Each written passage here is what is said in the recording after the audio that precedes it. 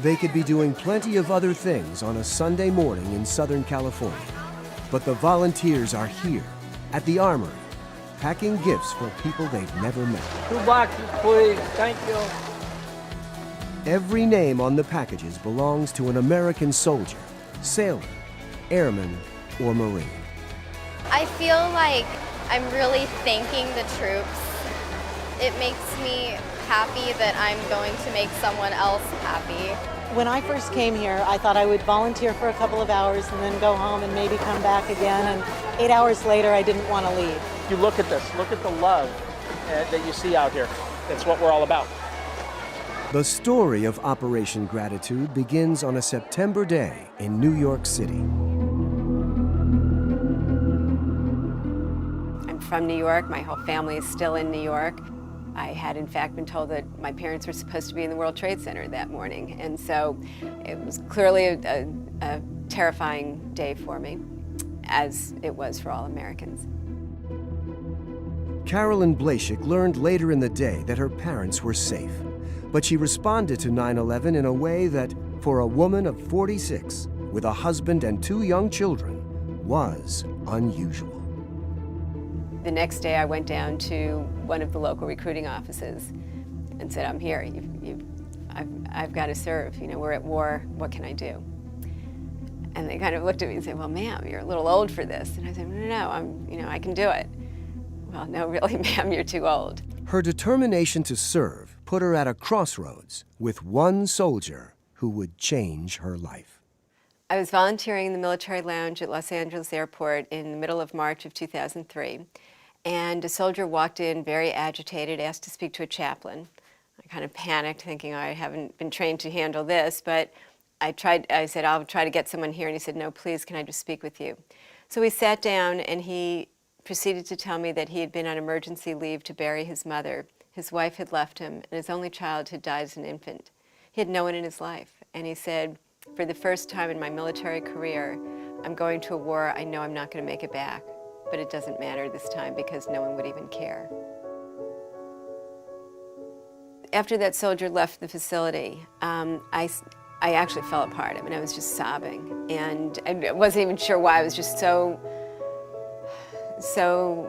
devastated by his story. And so I thought back to when my children were younger and used to go off to summer camp every year. For 2 months back east, and what would I do every day to let them know I cared about them and that I loved them?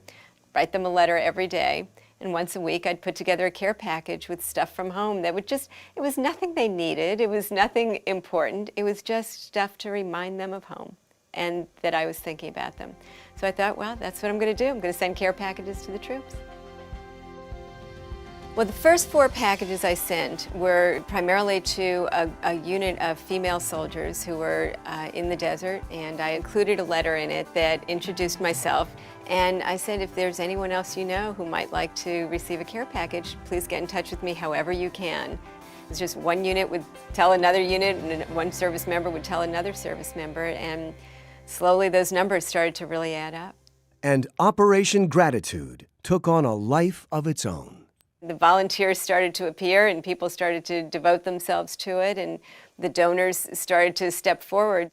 And so at one point, very early on in this process, back in the spring of 2003, my living room, where we're sitting right now, was completely filled with items that had just been dropped off at my doorstep. Next stop, the National Guard Armory in Van Nuys, where upwards of 1,000 volunteers come on packing days.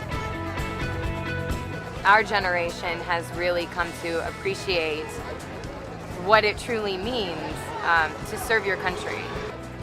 There are really no words to really describe what they're doing over there. It's just, you can only be thankful that they're able to step up to the plate and be that courageous and be that brave. I served in the United States Air Force from 1966 until 1970. I did 2 tours in Vietnam. I understand what this means, the American fighting man and woman, to get that package. What it tells me about the American people. We are still there. We're still a great country, excuse me, and they deserve it. They really do. Every man and woman that's out there fighting deserves the respect of everybody, and that's what we're getting here. Help can take many shapes.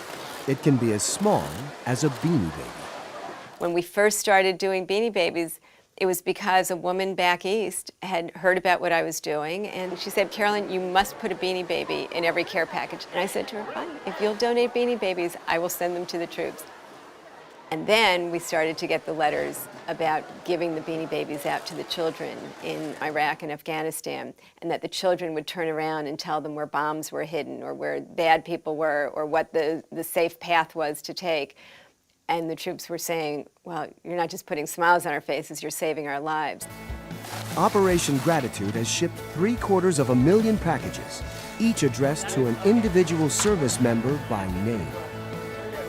Our goal is always to make sure that every person in a unit will receive his or her own package. You know, I know they're all going to share whatever they get.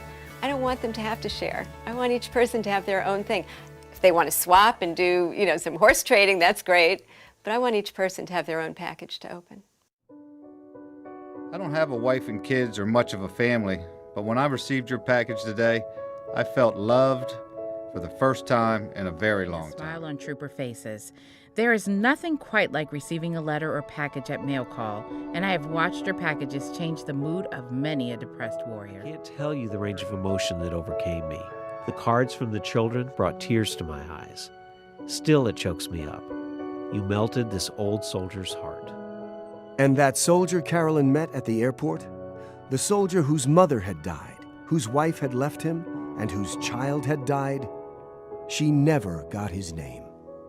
One of the things that breaks my heart is this whole organization and entity that's been created. I never knew what happened to that soldier. I keep praying that someday he's going to hear this story and he'll just show up at the armory. It's my hope.